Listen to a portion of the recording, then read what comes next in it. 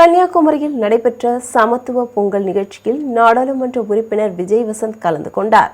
இயக்குனர் பி.டி. செல்வகுமார் கலப்பை மக்கள் இயக்கம் நடத்தும் 12வது ஆண்டு சமத்துவ பொங்கல் விழா நடைபெற்றது.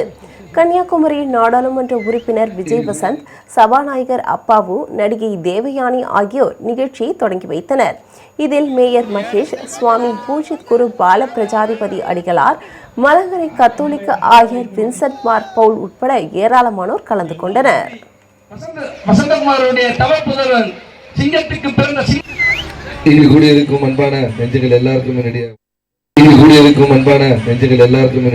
முதல் வணக்கத்தை தெரிவித்துக் கொள்கிறேன்.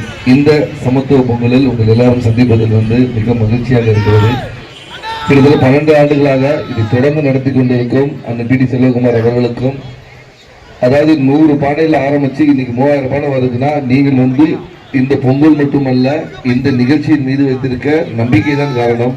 அந்த நம்பிக்கையில் நானும் ஒரு சின்ன பங்களிப்பு இருக்குன்றது போது ரொம்ப சந்தோஷமா இருக்கு. மேடையில் இருக்கும் தலைவர்கள் எல்லாருக்கும் சரி, வந்திருக்கும் எல்லா பெண்களுக்கும் இனிய பொங்கல் நல்வாழ்த்துக்கள். இன்று போல் என்றும் உங்கள் வாழ்க்கையில் சந்தோஷம் மகிழ்ச்சியும் எப்பவும் எழுத இருக்கட்டும் என்று.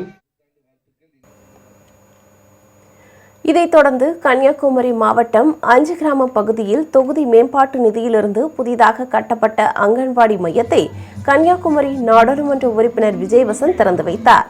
இதில் வட்டார காங்கிரஸ் தலைவர் ஜேம்ஸ் சுரேஷ், காங்கிரஸ் மாநில செயலாளர் சீனிவாசன், மாவட்ட தலைவர் நவீன்குமார் உட்பட பலர் கலந்து கொண்டனர்.